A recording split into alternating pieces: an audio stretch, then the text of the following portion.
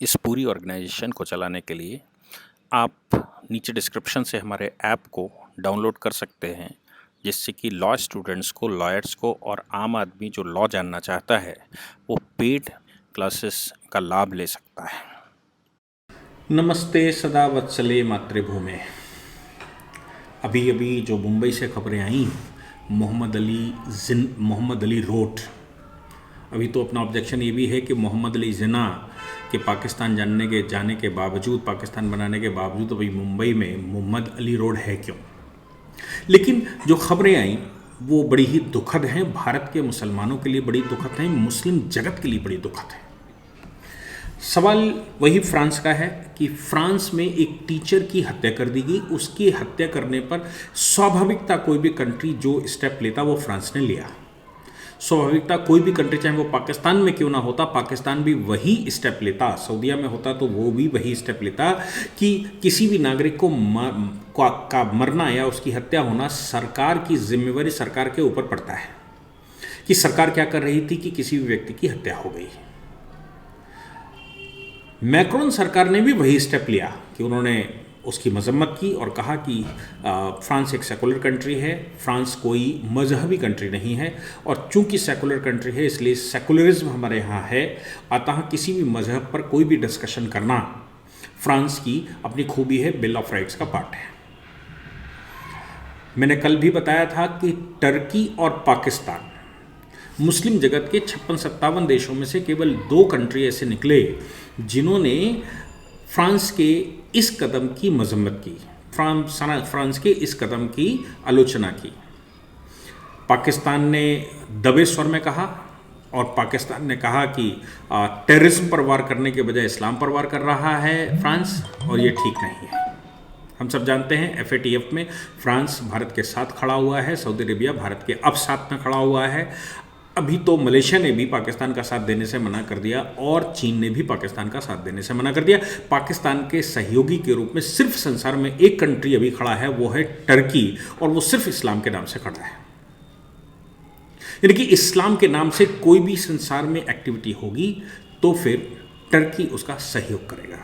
Turkey की खास बात यह है कि वो सऊदी अरेबिया को रिप्लेस करके ऑटोमन एम्पायर को दोबारा इस्टेब्लिश करना चाहता है। वो खिलाफत अपने यहाँ इस्टेब्लिश करना चाहता है, जो खिलाफत सन 1917 में अंग्रेजों ने मानने से मना कर दी थी। 1924 में कमाल पाशा खलीफा, स्वयं खलीफा ने मना कर दिया था कि हम इसको नहीं मानते, अब खिलाफत कंटिन्यू नहीं रह सकती। उस खिलाफत को पुनः इस्टेब्लिश करना चाहता है। इसलिए टर्की हर एक उस मामले में, जिस मामले में जहाँ कहीं भी मुस्लिम पक्ष के नाम से, इस्लाम के नाम से कोई बात आती है, तो फिर टर्की वहाँ पर खुला खड़ा होता है, चाहे जो कुछ सिचुएशन हो, सही हो चाहे गलत हो, चाहे किसी की हत्या कर दी गई हो, चाहे कहीं बॉम्ब फोड़ दिए गए हों, चाहे कहीं आतंकवाद फैलाया जा रहा हो। पाकिस्तान जैसे आतंकवादी देशों को भी सपोर्ट कर रहा है टर्की, खुला सपोर्ट कर रहा है। ये शो करता है कि टर्की किस रास्ते पर जा चुका है। सऊदी अरेबिया के नेतृत्व वाली ऑर्गेनाइजेशन इस्लामिक स्टेट्स या इंटरनेशनल इस्लामिक ऑर्गेनाइजेशन,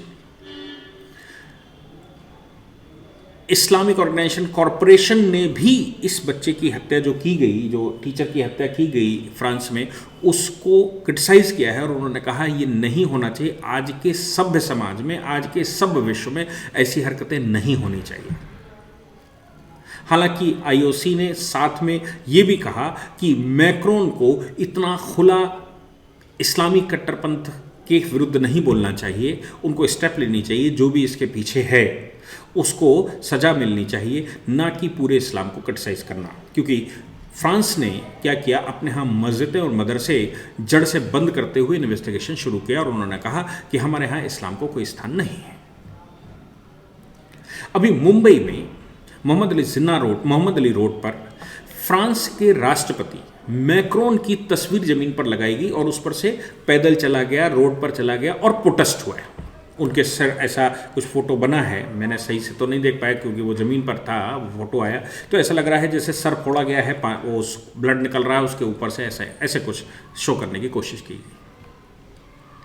और जो सबसे खास बात, सबसे इंपॉर्टेंट बात जो हिंदुस्तान के प्रत्येक व्यक्ति को देखनी चाहिए वो ये है कि पूरे देश के किसी भी स्टेट में इस प्रकार का एक्टिविटी नहीं हुई। वो शुरू हुई तो महाराष्ट्र, मुंबई से शुरू हुई।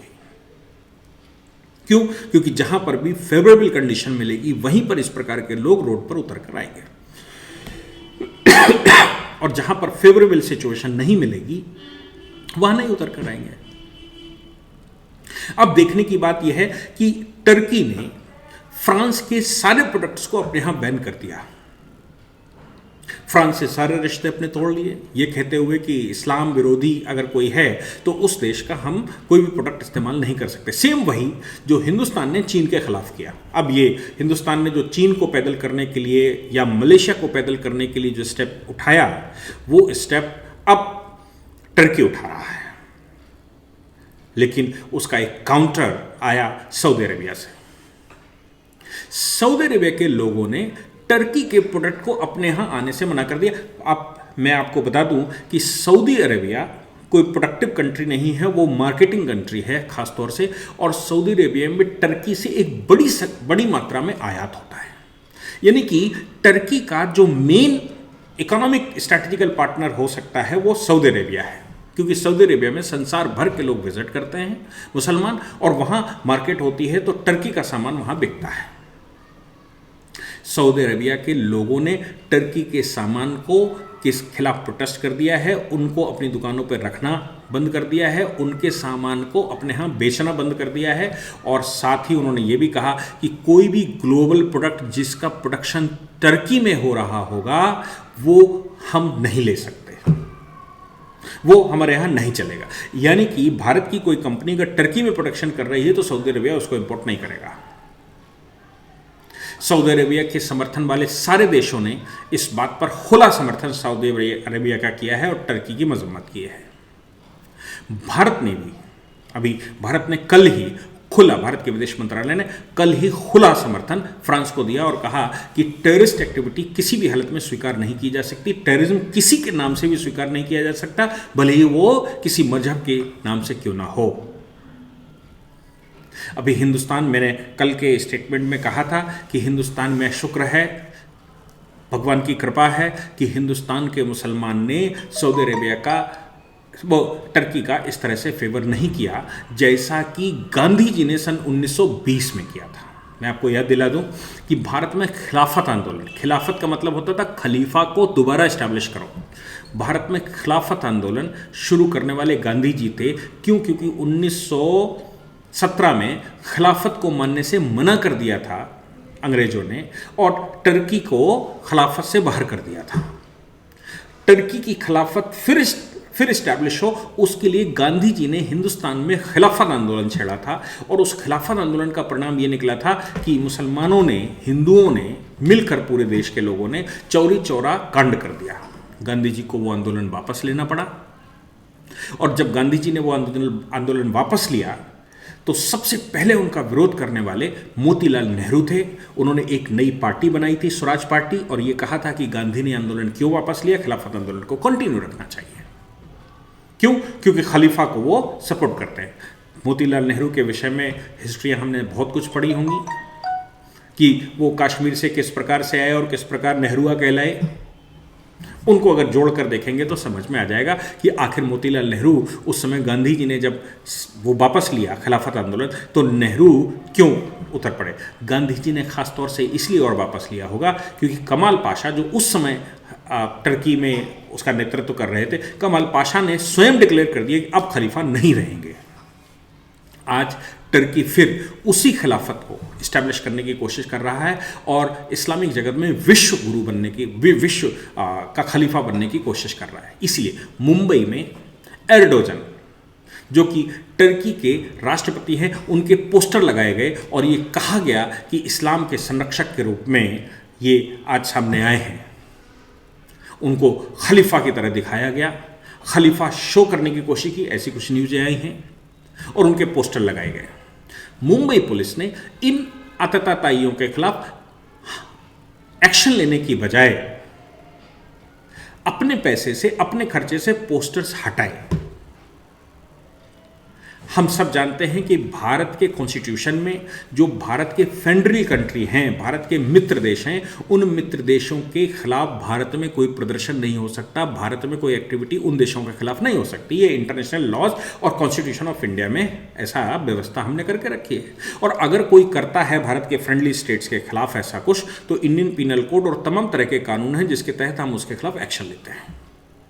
मुंबई पुलिस का दायित्व तो बनता था कि मुंबई पुलिस उसमें एक्शन लेती, लेकिन मुंबई पुलिस ने कोई एक्शन नहीं लिया और जो आतताई थे जिन्होंने ये सब प्रदर्शन किए, उनके पोस्टर्स अपने पैसे से हटाए। एर्डोगन के पोस्टर पता नहीं है हटाए कि नहीं हटाए, फ्रांस के राष्ट्रपति के पोस्टर कुछ हटाते ऐसी सूचना आई हैं, लेकिन एर्डोगन को यानी कि टर्की के राष्ट्रपति को, जिनसे अभी हाल ही में कुछ दिन पहले ही भारत के बड़े इनटॉलरेंट या टॉलरेंट अभिनेता आमिर खान उनके यहाँ डिनर करके आए हैं, क्योंकि उनको लगता है कि एक टॉलरेट कंट्री उनको मिल गया है जहाँ वो सुरक्षित है।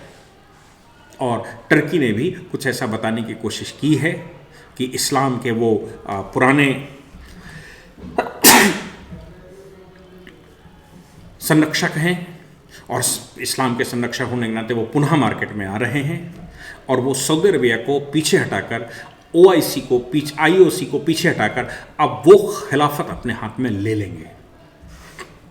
पाकिस्तान में खूब सारे प्रदर्शन हो रहे हैं एर्डोगन के पक्ष में, सऊदी अरबिया के खिलाफ और फ्रांस के खिलाफ। लेकिन सऊदी अरबिया ने जिस प्रकार से मोदी जी से दोस्ती निभाई है वो काबिल तारीफ़ है। भारत ने फ्रांस को जिस प्रकार से समर्थन दिया है वो काबिल तारीफ़ है। और सऊदी अरबिया जिस प्रकार से टेररिज्म के खिलाफ खड़ा दिख रहा है और उनके साथ के उनके संगठन, टर्की को छोड़कर, पाकिस्तान को छोड़कर जो संगठन मुस्लिम कंट्री सारे के सारे सऊदी अरबिया के साथ खड़े दिखाई दे रहे हैं, वो काबिल तारीफ़ है। इसको कहा जा सकता है कि इस्लाम में परिवर्तन आ रहा है, इस्लाम डेमोक्रेसी को स्वीकार कर रहा है, इस्लाम प्रोग्रेस की तरफ चल रहा है। लेकिन सऊदी अरबिया उस कट्टरपंथ को, जो आज से 1500 साल पहले इस्टेब्लिश हुई होगी, तब से अभी तक चल रही है, उस इस्टेब्लिशमेंट को पुनः खलीफा के रूप में आना चाहता है और संसार को उसी नरक के झोंक में ले जाना चाहता है जो आज से 300 वर्ष पहले, 400 वर्ष पहले पूरे संसार में हुआ करती थी।